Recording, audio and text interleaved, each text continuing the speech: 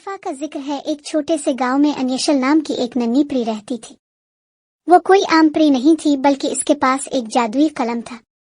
جب بھی وہ اس قلم سے کچھ بھی بناتی وہ فوراً حقیقت بن جاتا تھا۔ ایک دن انیشل نے آسمان کی طرف دیکھا۔ آسمان پر کوئی ستارہ نہیں تھا، کیونکہ اس کی روشنی چاند کی وجہ سے مدھم پڑ گئی تھی۔ انیشل کو یہ دیکھ کر بہت افسوس ہوا اور وہ ستاروں کی روشنی کو واپس لانا چاہتی تھی۔ اس نے اپنے جادوئی قلم کو نکالا اور ہوا میں ایک ستارہ بنایا۔ جیسے ہی اس نے ستارہ بنایا، وہ آسمان میں چمکتا ہوا حقیقت بن گیا۔ وہ بہت خوش ہوئی اور مزید ستارے بناتی گئی، یہاں تک کہ پورا آسمان ہزاروں چمکتے ستاروں سے بھر گیا۔ لیکن اچانک انیشل کو ایک ستارہ بنانے کی خواہش ہوئی جو سب سے زیادہ چمکدار ہو۔ اس نے قلم سے ایک بڑا سا روشن ستارہ بنایا۔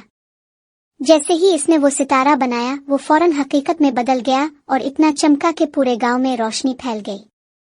گاؤں کے سب بچے اپنے گھروں سے باہر نکل آئے اور آسمان میں چمکتے ستاروں کو دیکھ کر بہت خوش ہوئے۔